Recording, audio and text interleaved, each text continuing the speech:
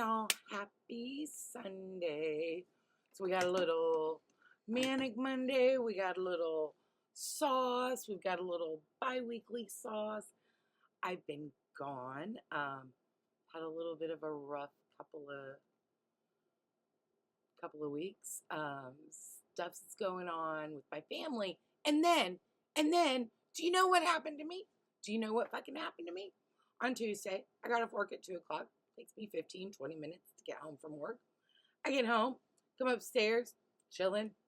My daughter comes up and says, "Hey, Mom, neighbor's at the door. Guess what? Car got broken into. Somebody smashed the window and tried to steal our piece of shit 2011 Kia Soul.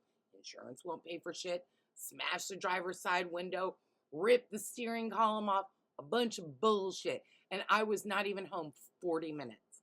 Broad fucking daylight. So that's not cute. But I didn't know this is a TikTok thing. The Kia Soul boys, these assholes are stealing them, driving them till the wheels fall off to make a fucking video. I like being on TikTok too, but that's fucking ridiculous. No. Stop it. Okay. Sorry, I'm a little bit upset about that whole thing.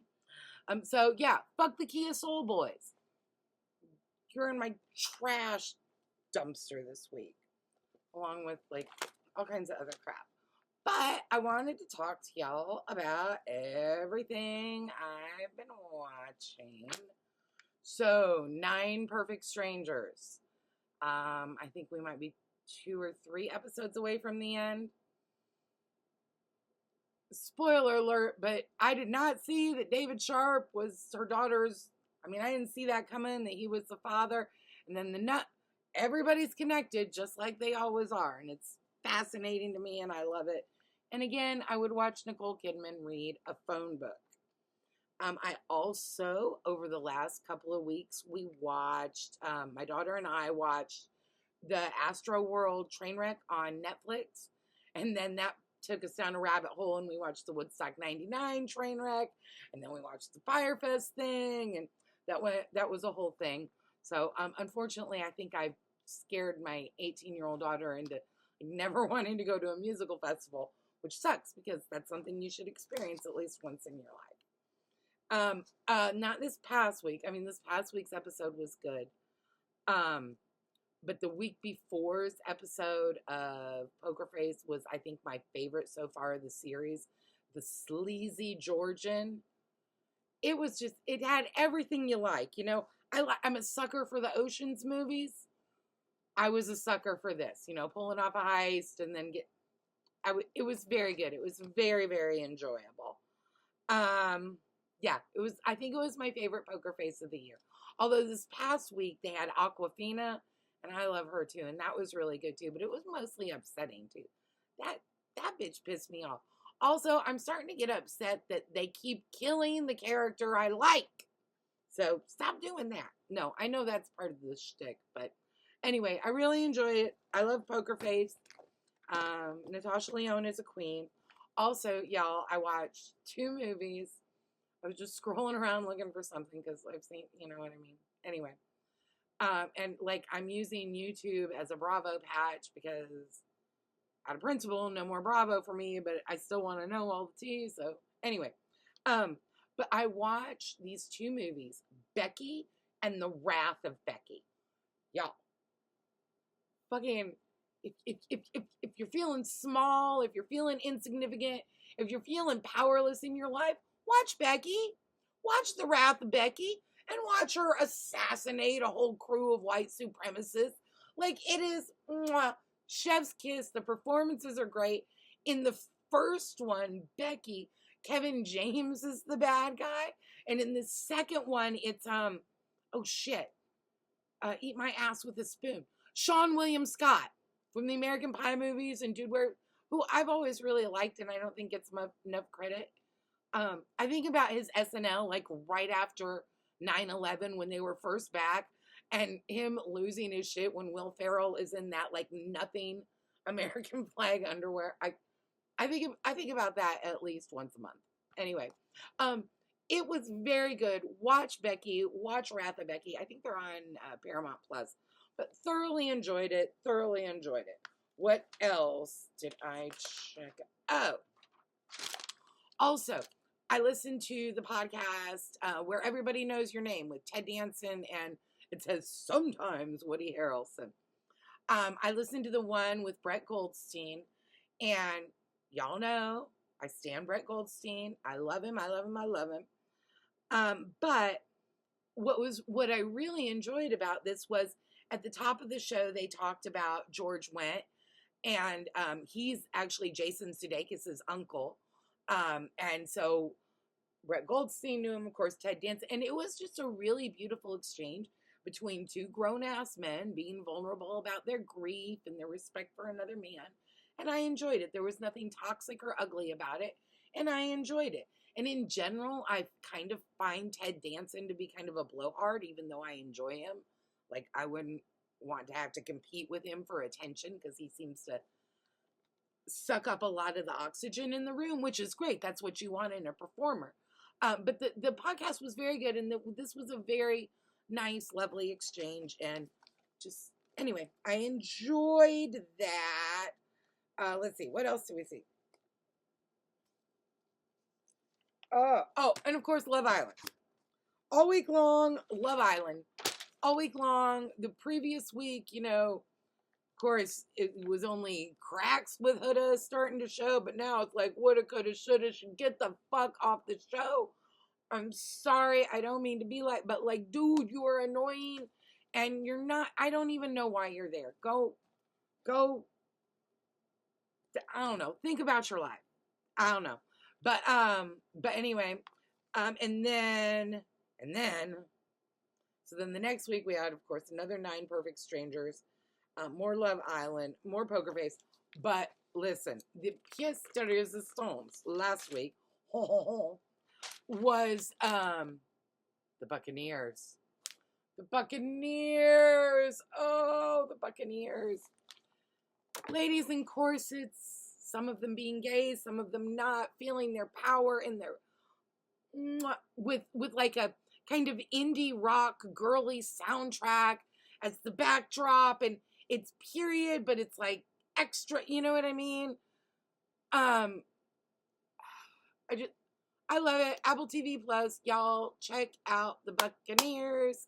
It's super good. I really enjoyed it.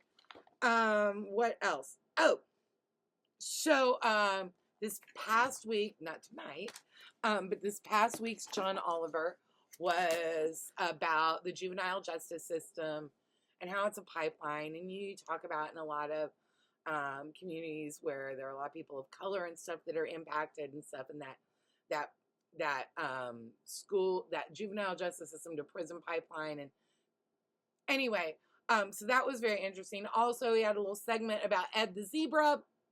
Gotta love Ed the Zebra, and the world is on fire. And like, even John Oliver is too much news for me and not enough comedy because, like, again, the world is on fire.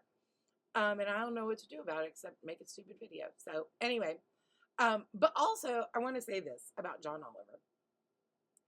What about anybody that has a problem with somebody that chose to be an American? What the fuck is wrong with you? Converts are the most devout, are they not? Right? Isn't that what people say, that converts are the closest to God because that's what they choose? Isn't the same true for America? If you choose to be an American, isn't that vastly different than that was just the luck of the lottery of your birth? Asking for a friend. I'm just wondering. If you want the most patriotic Americans, think about it. Just saying. Okay. What else? Okay. So yeah. So I had Buccaneers, and then we also had more Poker Face. What else did I watch this? Oh my God. And this is before I get into the last thing, which is these YouTube creators that I'm obsessing over right now. The Waterfront on Netflix. Didn't know if I was going to like it, because a lot of times the Netflix series are hit or miss, and, I think I'm fancy pants, and I like my prestige television. But I watched The Waterfront. First of all, Maria Bello, you can do no wrong. think like you're just perfect. I've loved you since you were Anna Delamico. I think you're glorious. So, yeah. But yeah, The Waterfront, watch it. It's on Netflix. You can binge this season. Very good, very good, very good. And then, all right. So y'all, I'm watching. So I've been glued to Jolene with her Jolene Lenzer, no offense, all offense for her Karen Reed coverage and everything. And I check in with her while she roasts Jax Taylor, which you should do every day, and these jackasses at Bravo. And also, though, my YouTube algorithm, the gods of my YouTube algorithm were kind to me and saw something that they thought I would like. It's Now Defy Studios Showmance. And I think their tagline is doing deep dives on the most shallow shows or something like that. But it's Courtney, Natalie, and Mike. And it's the three of them. And it's like hanging out with your friends talking shit about reality TV. And since I don't have any friends, I watch them. So I'm thoroughly enjoying them. I find myself oddly like agreeing with Mike's takes. Y'all watch, they do like a 2-hour weekly thing on Love Island and the Valley, and Mike is over the Valley, and I feel him. I'm watching them so I don't have to have Bravo. And I'm loving every minute of it. But yeah, it's really enjoyable. And also they read comments at the end. And I like that because, you know, everybody likes to feel special. And I also like that they're talking, it feels like they're talking back to the audience and there's a thing. And it's, I don't know. It's very nice. They don't need my plug. They're glorious.